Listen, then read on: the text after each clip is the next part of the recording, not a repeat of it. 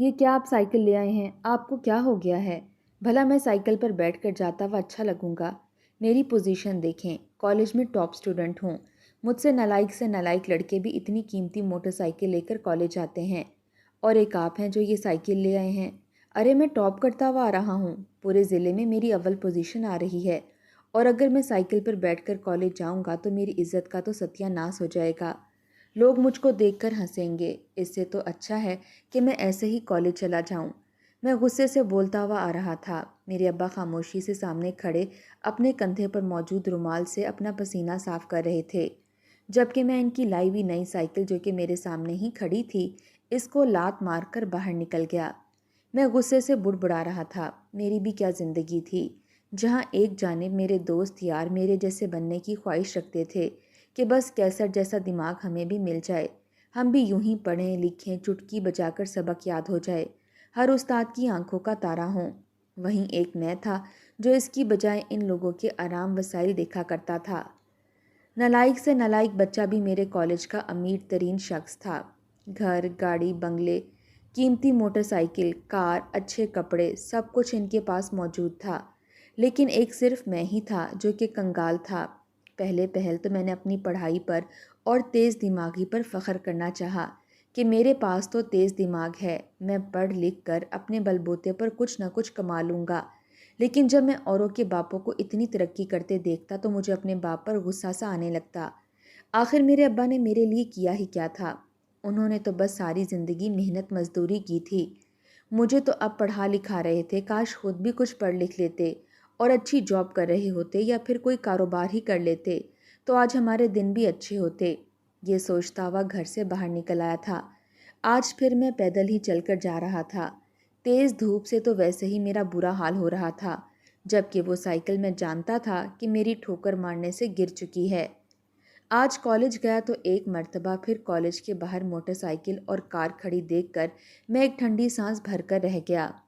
College کے چوکیدار تک principal بھی سبھی میری بہت عزت کیا کرتے تھے۔ میں بغیر پڑھے بھی سب کچھ فر سنا دیا کرتا تھا۔ انجینئرنگ کر رہا تھا، جانتا تھا کہ جس طرح میرا تیز دماغ اور کانفیڈنس ہے مجھے اچھی نوکری بھی مل جائے گی، لیکن میرے ابا کو تو میرا کوئی خیال ہی نہیں تھا۔ مجھے لگتا تھا جیسے باہر کے لوگ میری قدر کرتے ہیں ویسے میرے ماں باپ میری قدر کر ہی نہیں سکتے۔ سارا دن پڑھنے کے بعد واپس گھر آیا، صبح ناشتہ بھی نہیں کر کے گیا تھا، اس لیے بھوک بہت لگی تھی۔ واپسی کا سفر پھر میں نے پیدل ہی طے کیا تھا۔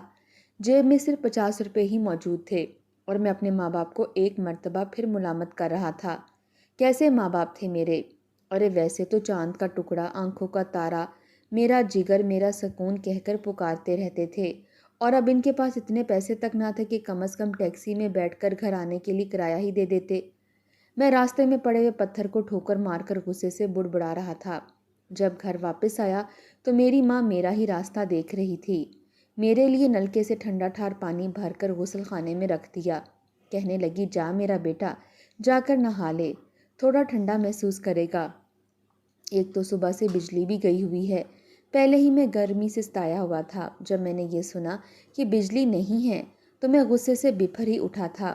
جی چاہا کہ اپنا سر دیوار میں مار دوں اور اپنی زندگی ختم کر لوں۔ یہ کیا بات تھی؟ میں اماں سے کہنے لگا کہ میری زندگی میں سکون آئے گا بھی یا نہیں۔ میں پڑھتا ہوں، اتنی محنت کرتا ہوں، پڑھائی کوئی آسان کام نہیں ہے۔ میں انجینئرنگ کر رہا ہوں اور وہاں سارا دن گھن چکر ہونے کے بعد جب میں واپس یہاں آتا ہوں تو میرے لیے ایک عدد پنکھا بھی موجود نہیں ہے۔ ابا سے کہتی کیوں نہیں ہو تم کہ وہ جنریٹر یا یو پی ایس لے کر دے دیں؟ نہ رات کو میری نیند پوری ہوتی ہے اور نہ دن کو۔ میری ماں تو خاموشی سے بس میرے کپڑے ہی نکال رہی تھی، پھر کہنے لگی کہ بیٹا تیرے ابا تیرے لیے کچھ نہ کچھ کر لیں گے، تو فکر مت کر، جا تب تک میں تیرے لیے گرما گرم چپاتی لگاتی ہوں۔ میں بڑبڑاتے ہوئے نہانے چلا گیا۔ واپس آیا تو میری ماں صحن میں ہی دھوپ میں بیٹھ کر دوپٹے کا سایہ کیے میرے لیے لکڑیاں جلا کر روٹی بنا رہی تھیں۔ میں چھاؤں میں بچھی چارپائی پر بیٹھ گیا اور انتظار کرنے لگا کہ کب روٹی بن کر آئے گی۔ روٹی میرے سامنے آئی تو ماں نے ایک مرتبہ پھر چٹنی اور سلاد میرے منہ کے آگے رکھ دیا تھا۔ 2 دن بعد پھر چٹنی اور اپنے سامنے سلاد دیکھ کر میں بدمزہ سا ہوا۔ کہنے لگا کہ آج پھر چٹنی؟ کیا کوئی سبزی گوشت نہیں بنایا؟ امی کہنے لگیں کہ بیٹا تجھے پتا تو ہے ان دنوں حالات کتنے خراب چل رہے ہیں، تیرے ابا کا کام کچھ اچھا نہیں چل رہا، اب میں تیرے لیے کہاں سے گوشت سبزی لاؤں؟ اسی میں گزارا کر لے، بس پھر جیسے ہی تیرے امتحان ہو جائیں گے، تیری اچھی نوکری لگ جائے گی، تو پھر جو تیرا جی چاہے وہ کھاتے رہنا۔ اماں کی بات سن کر میں ایک گہری سانس خارج کر کے رہ گیا تھا۔ چٹنی کو دیکھ کر ایک مرتبہ پھر میری بھوک ختم ہو چکی تھی۔ اماں سے کہنے لگا کہ اماں، ایک میں ہوں جو اتنا اچھا پڑھنے کے باوجود یہ چٹنی اور سوکھی روٹی کھا رہا ہوں، اور ایک میرے دوست ہیں، دو سالوں سے ایک ہی کلاس میں موجود ہیں۔ میں پھر ٹاپ کر جاؤں گا اور وہ پھر یہیں پر رہ جائیں گے، لیکن پھر بھی مزے ہیں، جیب میں 5-6 ہزار تو وہ روزانہ کے لاتے ہیں۔ کالج کی کینٹین سے پیزے برگر لے کر کھاتے رہتے ہیں اور دوستوں کو بھی کھلاتے رہتے ہیں، اور ان کو دیکھ کر بس میرے منہ میں پانی آتا رہتا ہے۔ آج بھی ابا مجھے خرچے کے لیے صرف 100 روپیہ ہی دیتا ہے۔ بھلا بتاؤ 100 روپے میں آج کے زمانے میں آتا ہی کیا ہے؟ میں ان کو دیکھ کر بس اپنے منہ سے رالے ٹپکاتا رہتا ہوں اور پھر خاموشی سے یہی کہہ دیتا ہوں کہ بس ابا نے تو کچھ کیا نہیں، سب کچھ مجھے اپنے سر ہی کرنا ہوگا۔ میں روٹی کھا بھی رہا تھا اور ساتھ امی ابا کو ملامت بھی کر رہا تھا۔ امی خاموشی سے میری بات سنتی رہیں، پھر کہنے لگیں کہ بیٹا، تیرے ابا تیرے لیے اتنا کچھ تو کر رہے ہیں، اب دیکھ، تیرے لیے اتنے پیار سے سائیکل لائے تھے کہ کیسر گرمی میں پیدل چل کر سفر کرتا ہے۔ بعض دفعہ گاؤں سے رکشہ ملتا ہے، بعض دفعہ نہیں ملتا۔ سائیکل پر جائے گا تو سفر ذرا آسانی سے کٹ جائے گا، لیکن تم نے کیا کیا؟ سائیکل ایسے ہی گرا کر چلے گئے۔ جانتے بھی ہو تمہارے ابا کی آنکھوں میں آنسو آ چکے تھے، لیکن پھر بھی مسکرا کر سائیکل کو کمرے میں کھڑا کر دیا کہ چلو بیٹا نہیں چلاتا تو کیا ہوا، میں ہی یہ سائیکل چلا کر کام پر چلا جایا کروں گا۔ میں نے سر جھٹک دیا کہ ہاں میری اوقات سائیکل والی ہی ہے نا، میں سائیکل پر بیٹھ کر بہت اچھا لگوں گا، اور ایک ٹاپ سٹوڈنٹ ہوں۔ ٹاپر سٹوڈنٹ کوئی عام بچہ نہیں ہوتا جو سائیکل پہ بیٹھ کر جاتا پھرے۔ میری یہ باتیں نہ جانے میری ماں کے دل پر کیا اثر ڈال رہی تھیں۔ بہرحال میرے منہ میں جو آتا تھا میں یوں ہی بول دیا کرتا تھا۔ لائٹ تو تھی نہیں، کمرے میں جا کر لیٹ گیا تو میری ماں مجھے ہاتھ والے پنکھے سے ہوا دینے لگی اور میں سکون سے سویا رہا۔ نہ جانے کب تک سویا رہا، پھر آنکھ تب کھلی جب ابا کے کھانسنے کی آواز آئی۔ ابا کھانستے ہوئے گھر میں داخل ہوئے تھے، مجھے دیکھ کر کہنے لگے، آ گیا میرا بیٹا؟ میں نے کوئی جواب نہیں دیا تھا، پھر بھی وہ مجھ سے پوچھنے لگے کہ پڑھائی وغیرہ ٹھیک جا رہی ہے نا تیری؟ تو میں نے سرسری سا کہہ دیا کہ ہاں اچھی جا رہی ہے، سب کچھ اچھا جا رہا ہے، میں کوئی نالائق تو ہوں نہیں جو کچھ خراب کروں گا۔ ابا مجھے دعائیں دینے لگے کہ ہاں بس فکر نہ کر، جب تک تیرا ابا زندہ ہے تیری ہر خواہش پوری کرتا رہوں گا، تجھے بس اچھے سے پڑھنا ہے اور بڑا افسر بننا ہے، تاکہ تو جو خواہشات رکھتا ہے تیری خواہشات پوری ہوتی رہیں۔ ابا کی بات سن کر آخر کو میں طنز بھی کر گیا کہ ہاں ساری خواہشات میں نے خود ہی تو پوری کرنی ہے، آپ نے میرے لیے آج تک کیا کیا ہے؟ میں سر جھٹک کر ان کے قریب سے اٹھ چکا تھا۔ ایسا نہیں تھا کہ میں شروع سے ہی ان کے خلاف ایسے ہی تھا، بلکہ ان کا اکلوتا بیٹا تھا اور بڑا ہی لاڈلا تھا۔ میرے لیے بھی میرے ماں باپ سب سے زیادہ عزیز تھے، لیکن میں ان سے اپنے اتنے اچھے نمبرز لینے کا، پڑھنے کا بدلہ لینا چاہتا تھا۔ میں یہ چاہتا تھا کہ جیسے باقی لوگ میری عزت کرتے ہیں، مجھے سر آنکھوں پر رکھتے ہیں، میرے ماں باپ بھی میرے لیے ایسا ہی کریں، میرے لاڈ نخرے اٹھائیں، میں گھر آؤں تو میرے لیے کئی قسم کے پکوان بنے ہوں، میرا گھر بھی اچھا ہو جیسا کہ باقیوں کا تھا، لیکن بس ایک گہری سانس خارج کر کے رہ جاتا کہ نہ جانے مجھے سب کچھ کب نصیب ہوگا۔ ایک روز میں کالج گیا تو پتہ چلا کہ کل بچوں نے اپنے والدین کو لے کر آنا ہے۔ ہم لوگ بچے تو نہ تھے، لیکن یہ ایک فنکشن تھا جس میں سبھی بچے اپنے والدین کے ساتھ کالج میں آنے والے تھے، تاکہ ان کے والدین کی محنت اور پیشے کو سب کے سامنے تعارف کروایا جائے، اور والدین اپنے بچوں سے کیا کیا امیدیں وابستہ کیے ہوئے ہیں یہ آ کر بتائیں۔ سبھی لڑکے بہت خوش تھے کہ کل ہم اپنے والد کو یہاں پر ضرور لے کر آئیں گے، لیکن میں اندر ہی اندر شرمندگی سی محسوس کرنے لگا تھا۔ بھلا میں اپنے والد کو کیسے لے کر آ سکتا تھا؟ میرے والد کو تو ٹھیک طرح سے بولنے کا، بیٹھنے کا ڈھنگ نہیں تھا۔ وہ گاؤں کے رہنے والے تھے، یہاں آ کر آخر اگر کوئی سر یا میم انگلش میں ان سے سوال پوچھ لیتی تو وہ کیا جواب دیتے؟ انہیں تو پتہ ہی نہیں ہوتا کہ یہاں پر بولنا کیا ہے۔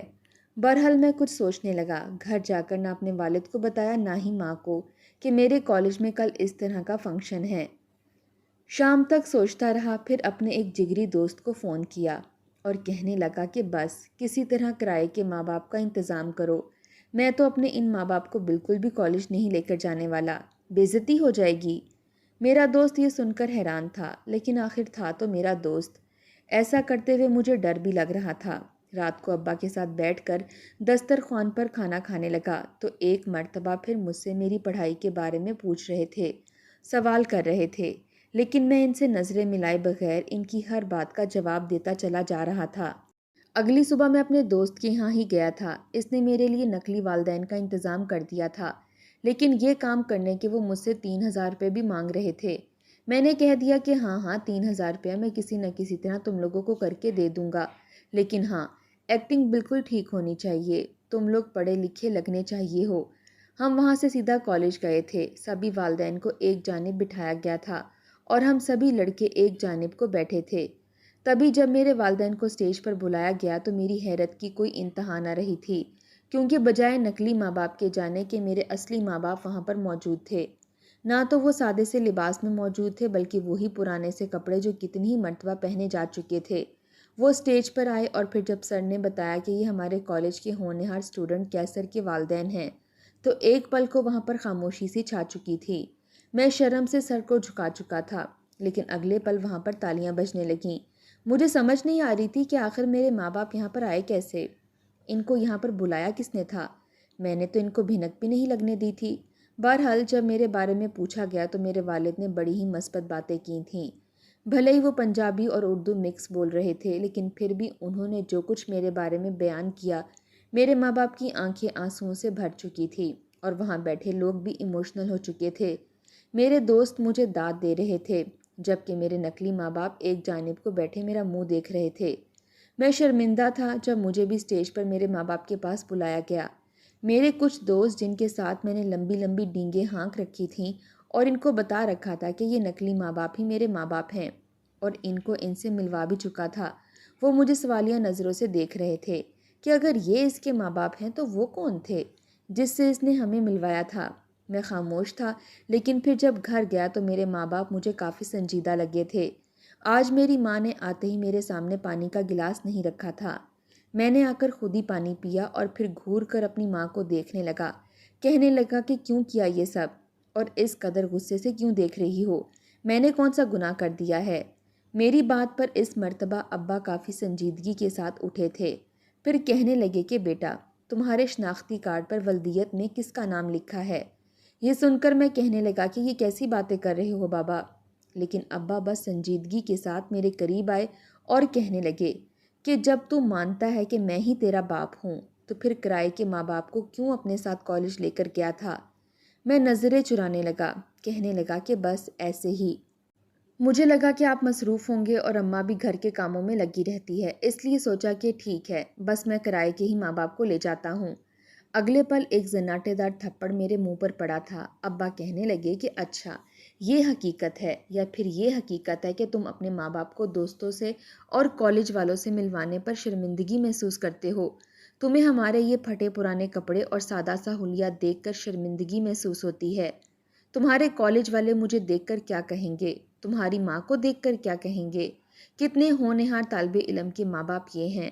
حقیقت تو یہی تھی، لیکن اپنے ماں باپ کے منہ سے یہ سن کر مجھے یہ سب اپنی عزت پر ایک تماچے کی طرح لگی تھی۔ میں سر جھکا کر کھڑا تھا، کچھ بول ہی نہیں پایا۔ مجھے ابا ڈانٹ رہے تھے، ان کی آواز کافی کھوکھلی ہو چکی تھی۔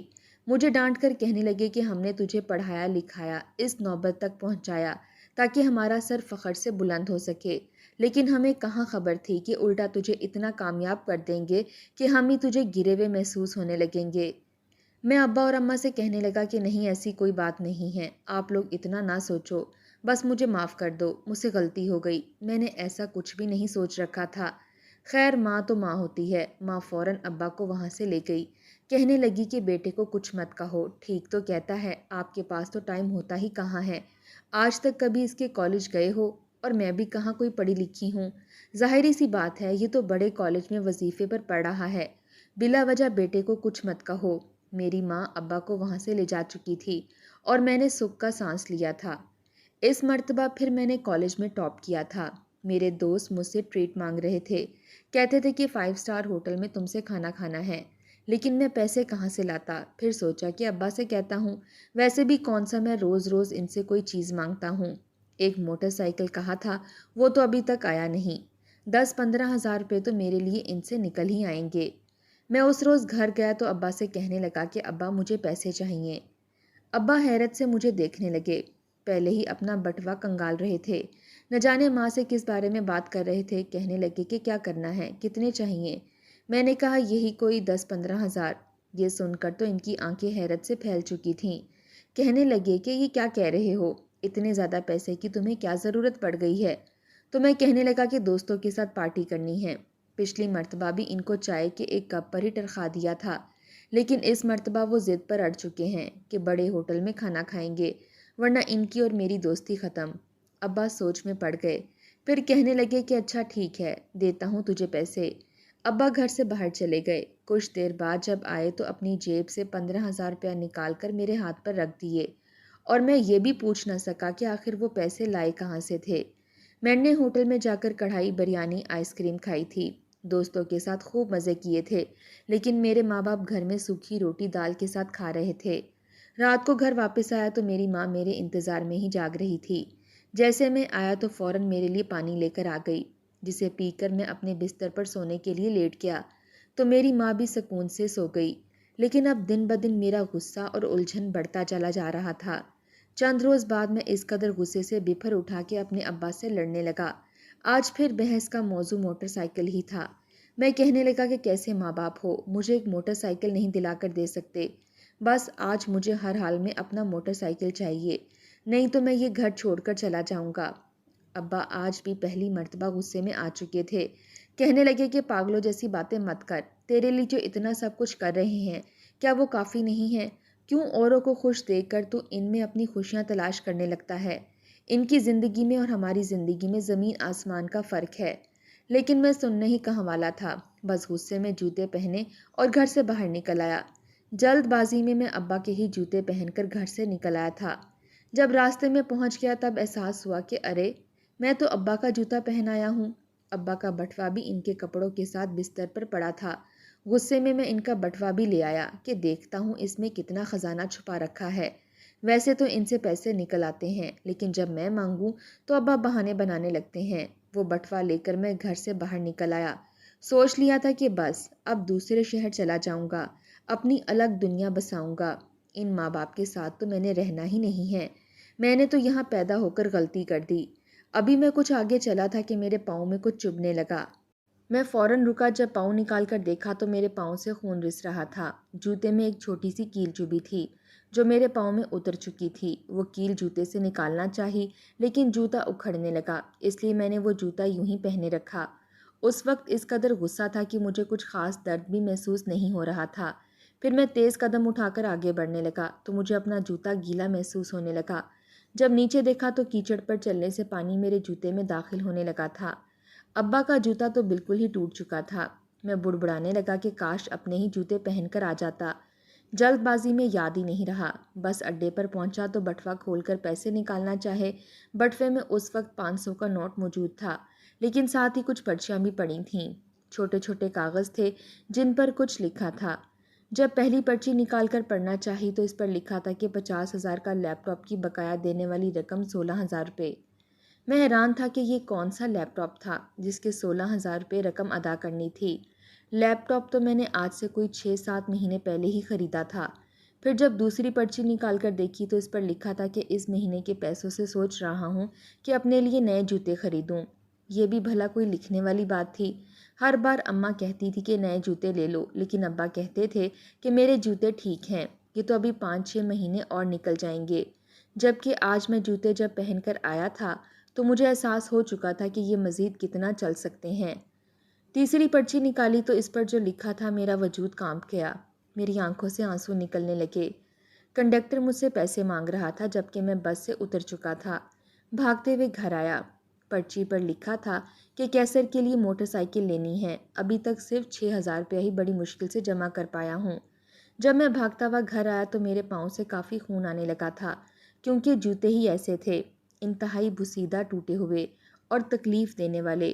اپنی ماں سے لپٹ گیا اور کہنے لگا کہ امی، ابا کدھر ہیں؟ مجھے معاف کر دو، میں نے آپ لوگوں کو بہت تنگ کیا ہے۔ جبکہ اماں اس مرتبہ بھی مسکرا کر کہنے لگی کہ کوئی بات نہیں بیٹا، بیٹھو، تمہارے ابا تمہارے لیے موٹر سائیکل لینے گئے ہیں۔ اس مرتبہ میں اماں سے سختی سے بولا تھا کہ ابا کے پاس تو پیسے ہی نہیں ہیں، وہ کہاں سے موٹر سائیکل لینے گئے ہیں؟ پیسے کہاں سے لیے؟ اماں پہلے تو تھوڑی گھبرائی، لیکن جب میں نے قسم دی تو بتانے لگی کہ وہ زیور بیچ کر تمہارے لیے موٹر سائیکل لینے گئے ہیں۔ اتنا سننا تھا کہ میں فوراً اسی دکان پر گیا جہاں پر ابا کھڑے تھے۔ اس سے پہلے کہ وہ دستخط کر دیتے میں نے ان کا ہاتھ روک لیا۔ کہنے لگا کہ مجھے کوئی موٹر سائیکل نہیں چاہیے، آپ اماں کا زیور نہیں بیچو گے۔ ابا حیران تھے۔ میں ان کو گھر لے آیا اور ان سے رو رو کر معافی مانگنے لگا کہ مجھے معاف کر دو، آپ نے آج تک کبھی میری کسی خواہش پر انکار نہیں کیا، لیکن حقیقت میں جان چکا ہوں کہ آپ میری خواہشات کتنی مشکل سے پوری کر رہے ہو۔ اتنا کہہ کر میں پھوٹ پھوٹ کر رونے لگا تھا، اور پھر سب سے پہلے میں نے ابا کے لیے نئے جوتے لیے تھے۔ ان کی لائی ہوئی سائیکل پر ہی کالج جانے لگا۔ مجھے احساس ہو چکا تھا، اور پھر میری محنت اور میرے ماں باپ کی دعائیں بھی اس وقت رنگ لے آئیں جب میں پڑھ لکھ کر ایک اچھی کمپنی میں جاب کرنے لگا۔ ہمارے گھر کے حالات بدل گئے۔ آج میرے پاس وہ سب کچھ ہے جسے میں چاہتا تھا، لیکن مجھے خوشی صرف اس بات پر ہے کہ میں اپنے ماں باپ کے وہ سارے خواب پورے کر چکا ہوں جو انہوں نے میرے لیے دیکھے تھے۔